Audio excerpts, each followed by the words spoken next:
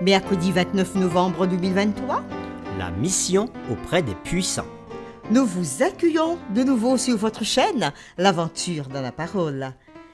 Quel que soit l'endroit où vous êtes maintenant, ce que vous faites actuellement, nous voulons nous arrêter avec vous et souhaiter que Dieu nous accorde discernement et sagesse par le Saint-Esprit dans sa parole en ce jour. Nous vous invitons à participer avec nous. Cliquez sur le pouce, abonnez-vous si ce n'est pas encore fait pour recevoir les notifications de chaque jour. Laissez-nous des commentaires et surtout partagez le lien avec toutes vos connaissances. Le texte à mémoriser que nous vous invitons à dire avec nous se trouve dans Matthieu chapitre 16, le verset 26. Et que servirait-il à un homme de gagner tout le monde s'il perdait son âme? Ou que donnerait un homme en échange de son âme? Nous vous invitons à le redire avec nous. Matthieu chapitre 16, le verset 26. Et que servirait-il à un homme de gagner tout le monde s'il perdait son âme? Ou que donnerait un homme en échange de son âme? La Bible condamne-t-elle les richesses? Quels moyens Dieu emploie-t-il pour sauver les riches et les puissants? De gagner l'univers, s'il doit y perdre son âme. Que sert à l'homme de gagner l'univers, s'il doit y perdre son âme.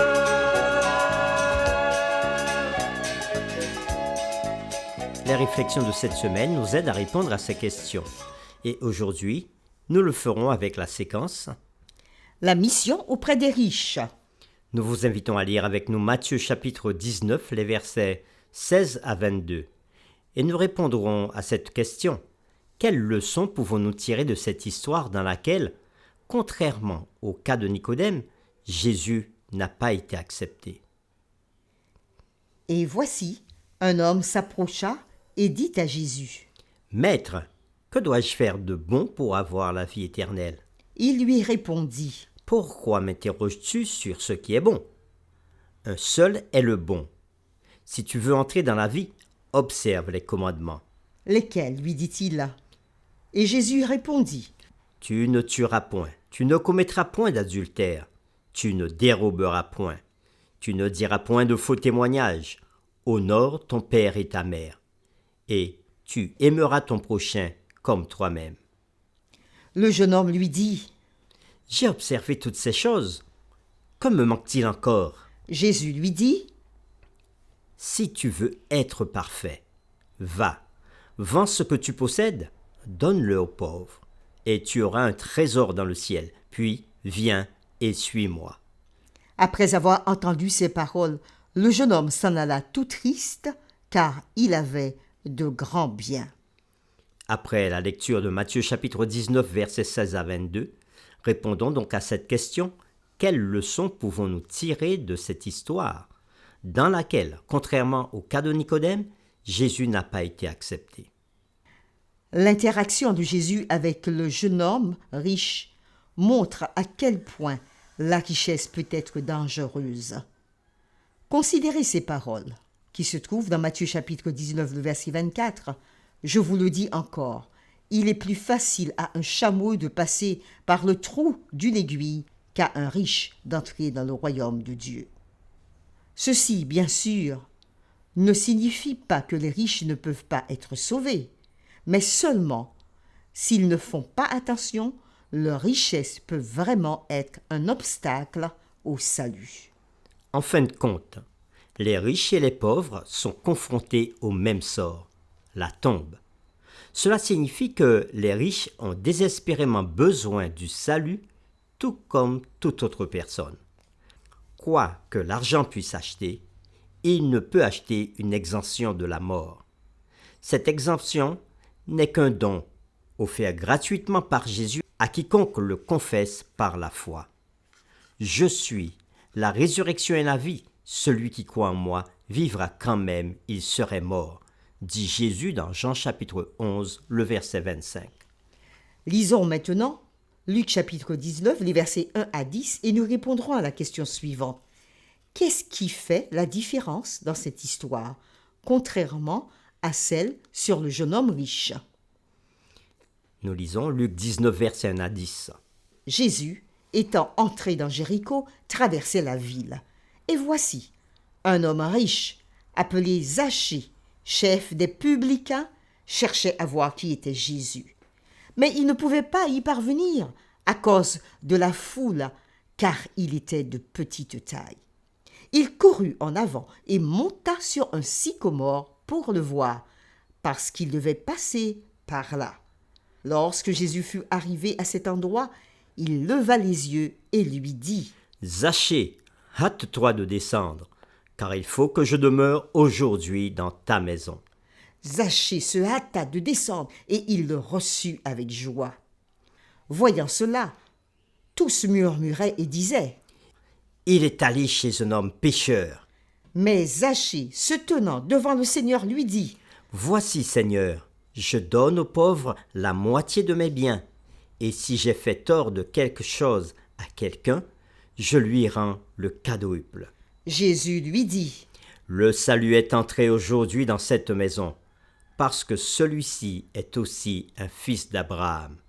Car le Fils de l'homme est venu chercher et sauver ceux qui étaient perdus. » Après la lecture de ce texte que nous trouvons dans Luc chapitre 19, les versets 1 à 10, répondons à cette question. Qu'est-ce qui fait la différence dans cette histoire, contrairement à celle sur le jeune homme riche ? Dans cette histoire, nous pouvons voir que Zachée a répondu à l'appel de Jésus. Ceci étant l'opposé de ce que le jeune homme riche a malheureusement fait. Remarquez que Jésus n'avait pas demandé à Zachée de vendre ce qu'il possédait et de le donner aux pauvres, comme il l'avait fait dans le cas du jeune homme riche. Jésus savait sûrement à quel point le jeune homme riche était attaché à son argent. C'est la raison pour laquelle il lui avait demandé de vendre ses choses. En revanche, bien que nous ne sachions pas tout ce qui avait été dit lorsque Jésus était dans sa maison, Zachée avait évidemment été convaincu par Jésus et savait qu'il devait faire quelques changements dans sa vie, en particulier en ce qui concerne sa richesse. Pour terminer, réfléchissons à ces questions. Et que servirait-il à un homme de gagner tout le monde s'il perdait son âme ? Ou que donnerait un homme en échange de son âme ? Que devraient nous dire ces paroles ? Nous vous invitons à prier avec nous. Notre Père qui est dans les cieux, c'est avec reconnaissance que nous nous tournons vers toi en cet instant. Toi le Dieu de toute éternité, qui a créé les cieux, la terre et toutes choses, et le Dieu de toute richesse. C'est toi qui déverses tes bénédictions partout sur toute la surface de la terre et ton bien-être à toute la race humaine. Merci pour tes bienfaits.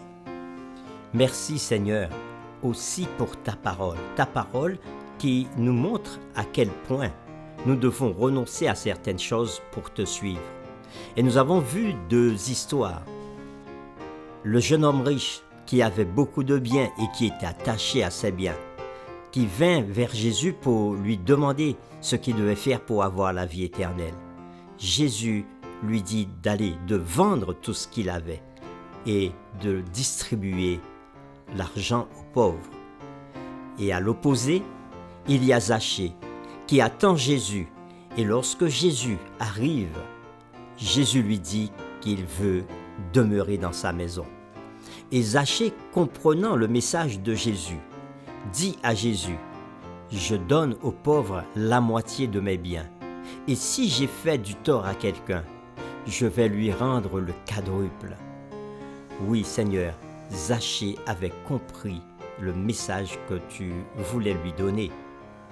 Seigneur, ce que nous te demandons en ce jour, c'est que tu nous gardes de l'avarice, que tu nous gardes de trop nous attacher au bien de cette terre à tel point que nous puissions te délaisser ou encore refuser ton appel pour nous. Ce que nous te demandons aussi, que les biens que nous avons, que ce ne soit pas par extorsion que nous puissions l'avoir. Donne-nous, Seigneur, d'utiliser les richesses que tu mets à notre portée et donne-nous aussi la sagesse et la force de pouvoir nous débarrasser de toute richesse, de tous ceux qui pourraient nous éloigner de toi. C'est au nom de Jésus-Christ, notre Seigneur, que nous te prions et pour ta gloire. Amen.